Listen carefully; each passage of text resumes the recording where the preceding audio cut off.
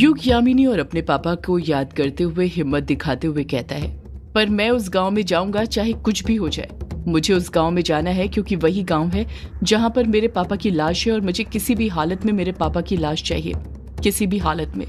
कछुआ हिचकिचाहट के साथ कहता है, युग हम उस गांव में पहुंच तो जाएंगे, मैं तुम्हें वहां पर लेकर चले जाऊंगा, पर उस गांव में हम वो घर कैसे ढूंढेंगे जहां तेरे पापा का जन्म हुआ था? उस गांव में तो कई सारे घर होंगे युग। कायर झट से बीच में बोल पड़ता है, कछुआ तूने ठीक से सुना नहीं था क्या? बल्लू काका ने क्या कहा था? उस गांव में भले ही बहुत सारे घर हों, पर वहां पर एक घर स्पेशल था और वो था युग के पापा का घर, क्योंकि वही घर था जहां पर सालों बाद किसी बच्चे का जन्म हुआ था। और उस घर की एक और खास बात थी, और वो ये कि उस घर के आंगन में बड़े बड़े 2 बबूल के पेड़ हैं जो एक दूसरे से जुड़े हुए थे। कछुआ हामी भरते हुए कहता है, हाँ यार, मैं तो ये बात भूल ही गया था। इसका मतलब हमें पंचिम गांव में वो घर ढूंढना है जिसके आंगन में 2 बबूल के पेड़ हों, और वही वो जगह होगी जहां पर अनुराग अंकल की लाश होगी। कायर भी सहमत होते हुए कहता है, हाँ बिल्कुल ठीक कहा कछुए तूने।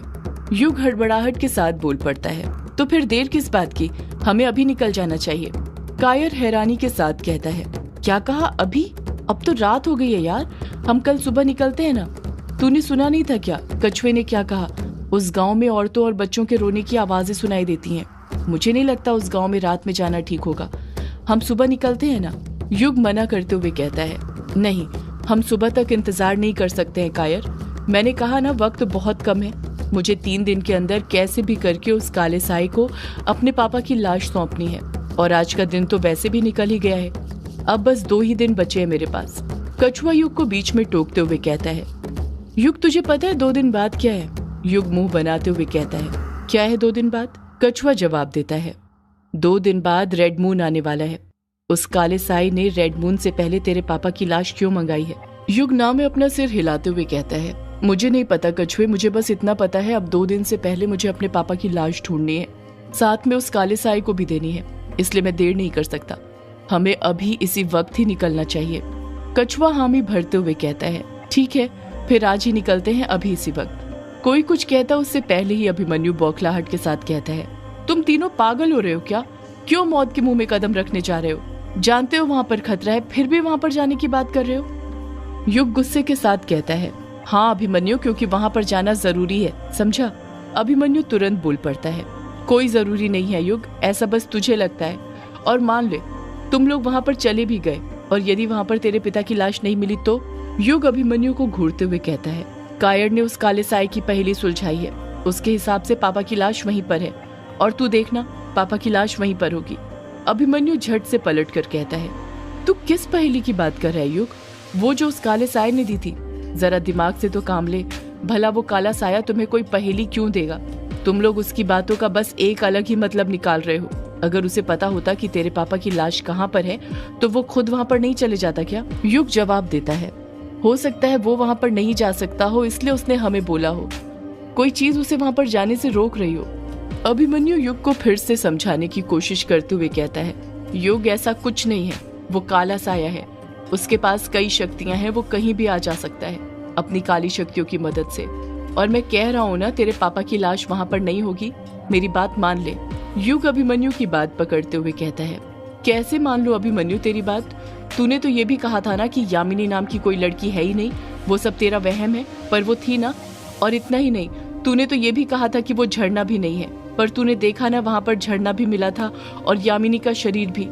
और अब देखना, जिस जगह पर हम जा रहे हैं वहीं पर मेरे पापा की लाश भी मिलेगी, क्योंकि तू मना कर रहा है। तूने जब जब मुझे जिस चीज के लिए मना किया है वो चीज मुझे वहीं पर मिली है। तू बस हमेशा मुझे रोकते रहा है अभिमन्यु। कभी कभी तो मुझे लगता है तू मेरा दोस्त नहीं बल्कि कोई दुश्मन है जो खुद मेरे रास्ते बंद कर देता है। युग की ये बात सीधे अभिमन्यु के दिल पर लगी थी। उसे जरा भी उम्मीद नहीं थी कि युग उसे ऐसा कुछ कहेगा। अभिमन्यु नर्म लहजे में कहता है, क्या कहा तूने युग? मुझे अपना दुश्मन? तो अब मैं तुझे एक दोस्त से दुश्मन दिखने लग गया हूँ? युग हामी भरते हुए कहता है, हाँ अभिमन्यु, दुश्मन। अभिमन्यु खामोश हो जाता है। ऐसा लगने लग गया था जैसे उसका घाव वापस से दुखने लग गया था। डायना बीच में बोल पड़ती है, युग तुम अभिमन्यु को गलत समझ रहे हो। उसने तुम्हारे लिए सारे रास्ते बंद किए इसलिए ताकि तुम सुरक्षित रहो, और आज भी वो वही कर रहा है। उसने हमेशा तुम्हें बचाने की कोशिश करी है, तुमने एक बार भी सोचा है वो यामिनी जो तुम्हें प्यार करने का नाटक करती थी, वो तुम्हारे पास अपने अभिशाप से मुक्ति पाने आई थी, और वो झरना जिसे तुमने ढूंढा था, वहां पर भी तुम मरने ही वाले थे। और ये जगह पंचम जहां पर तुम जाने की बात कर रहे हो, वहां पर भी कोई ना कोई खतरा जरूर होगा। हो सकता है इसलिए अभिमन्यु तुम्हें वहां जाने के लिए मना कर रहा है। युग गुस्से के साथ कहता है, डायना, तुम तो अभिमन्यु की तरफदारी करोगी ही ना, आखिर उससे प्यार जो करती हो।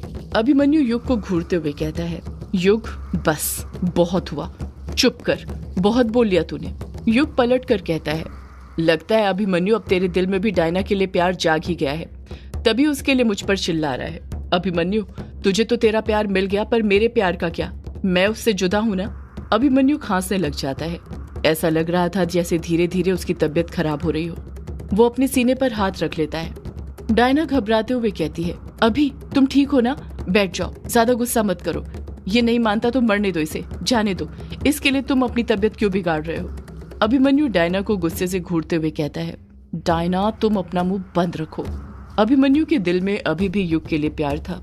अभिमन्यु खांसते हुए ही युग को फिर अच्छे से समझाते हुए कहता है, युग तू समझ नहीं रहा है, तू बहुत गलत कर रहा है। तू उस काले साई को वो चीज लाकर देने की बात कर रहा है जिसकी उसको जरूरत है। जब पिंजरे में कैद भूखे शेर को जिंदा रखने के लिए मांस के टुकड़े लाकर दिए जाते हैं, तो वो कमजोर नहीं होता, बल्कि उस मांस को खाकर वो खुद को ताकतवर बनाता है और खुद को तैयार करता है कि वो पिंजरा तोड़ सके ताकि बाहर जाकर शिकार कर सके। तू समझ रहा है ना मैं क्या समझाने की कोशिश कर रहा हूँ? अभिमन्यु की बातें अब सिर्फ युग के नहीं बल्कि कायर और कछुए की भी समझ में आने लग गई थी। एक पल के लिए वो दोनों भी सोचने लग गए थे कि क्या करें, युग के साथ जाएं या नहीं। कहीं युग के साथ जाने से उनकी जान को कोई खतरा तो नहीं था, या फिर युग अपने पिता की लाश उस काले साए को सौंप कर कहीं वो किसी बड़ी मुसीबत को तो न्योता नहीं देने वाला। युग अभिमन्यु की बातों को समझते हुए उसकी आंखों में देखते हुए कहता है, अगर पंचम गांव नहीं जाऊं तो कहाँ जाऊं अभिमन्यु, तू ही बता, क्या तेरे पास और कोई रास्ता है? अभिमन्यु हड़बड़ाहट के साथ खांसते हुए कहता है, हाँ है ना, रास्ते में उस काले साए का अंत कर दूंगा। युग, मेरे पास एक अस्त्र है, मैं तेरे पापा की रूह को भी आजाद करवा दूंगा और यामिनी को भी। बस मुझे वक्त दे थोड़ा सा ताकि मैं ठीक हो जाऊं। युग तुरंत पलट कर कहता है, तू किस एकास्त्र की बात कर रहा है अभिमन्यु? उस एकास्त्र की जो तुझे खुद मार रहा है। तू जानता है ना, अगर तूने अब एक बार भी उस एकास्त्र का यूज किया तो तू खुद नहीं बचने वाला। और चल, एक बार के लिए मान भी ली मैंने तेरी बात, पर तू कब ठीक होगा अभिमन्यु? तुझे देखकर लगता नहीं कि तू जल्दी ठीक होने वाला है। तू कमजोर हो रहा है अभिमन्यु। जैसे ही युग ये बात बोलता है, अभिमन्यु और खांसने लग जाता है। ऐसा लग रहा था जैसे युग की बात सुनकर अभिमन्यु और कमजोर होने लग गया था। जिंदगी में हम कमजोर होते नहीं हैं, पर जब कोई अपना हमें कमजोर बोल देता है तो हम अंदर से टूटने लग जाते हैं, और उस टूटने के साथ ही कमजोर होने लग जाते हैं, जो यहाँ पर अभिमन्यु हो रहा था। उसके सीने में अचानक से बहुत तेज दर्द होने लग गया था। युग अपनी बात पूरी करते हुए कहता है, मैं तेरे ठीक होने का इंतजार नहीं कर सकता अभिमन्यु, मेरे पास वक्त बहुत कम है, मुझे यहाँ से जल्द निकलना होगा, मैं जा रहा हूँ। युग कायर और कछुए की तरफ देखते हुए कहता है, चलें फिर हम? कायर और कछुआ कुछ जवाब नहीं देते हैं, बस एक टक नजर से युग को देखते रहते हैं, कुछ कहते नहीं हैं। युग उन दोनों को घूरते हुए कहता है, क्या हुआ? तुम दोनों मुझे ऐसे क्यों देख रहे हो? चलना नहीं है क्या? कछुआ हिचकिचाते हुए युग से कहता है, वो युग, बात कुछ ऐसी है कि मुझे लगता है अभिमन्यु ठीक बोल रहा है, हमें वो नहीं करना चाहिए जो वो काला साया चाहता है। अगर वो हमने कर दिया तो ऐसे में वो और ताकतवर हो जाएगा। हमें थोड़ा इंतजार करना चाहिए और सोच समझ कर फैसले लेने चाहिए। युग कछुए को समझाते हुए ही कहता है, कछुआ, अब कुछ सोचने समझने का वक्त नहीं है हमारे पास, और कोई रास्ता नहीं है, बस एक ही रास्ता है और वो है मेरे पापा की लाश। युग अपनी बात पूरी करता उससे पहले ही कायर भी कछुए की हिम्मत देखकर हिचकिचाते हुए बोल पड़ता है, युग देख, बात यह है कि मुझे भी यही लगता है, हमें अभिमन्यु के ठीक होने का इंतजार करना चाहिए। उसी ने हमें हर बार हर मुसीबत से बचाया है, उसके बिना हम कुछ नहीं है, उसके बिना हमारी टीम अधूरी है। युग कायर को समझाते हुए कहता है, कायर, उसके बिना भी हमारी टीम पूरी है। तूने देखा ना, ये पहेली तूने सॉल्व करी है, ना कि अभिमन्यु ने। उसे तो खुद नहीं पता था कि मेरे पापा का शरीर कैसे ढूंढेंगे, शुरुआत कहाँ से करेंगे, पर तूने उस पहेली को भी खोजा और उसे सॉल्व भी किया। अभिमन्यु के बिना भी हम बहुत कुछ कर सकते हैं। कायर पलट कर कहता है, युग, पहेली को खोजना, उसे सॉल्व करना एक अलग बात है, पर उस जगह पर पहुंचना, वहां के खतरों से निपटना, वो अलग बात है। उसके लिए हमें अभिमन्यु की मदद की जरूरत पड़ेगी। हमें नहीं पता वहां पर और कौन सा खतरा है जो हमारा इंतजार कर रहा है, इसलिए मेरा भी कहना यही है कि हमें कुछ दिन अभिमन्यु के ठीक होने का इंतजार करना चाहिए।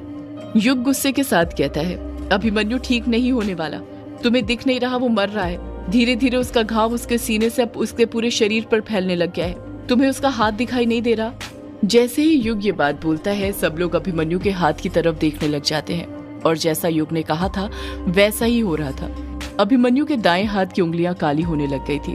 वही हाथ जिससे अभिमन्यु कभी एकास्त्र पकड़ता था, उस पर भी वैसा ही कालापन और घिन भरा निशान था जैसा अभिमन्यु के सीने पर था।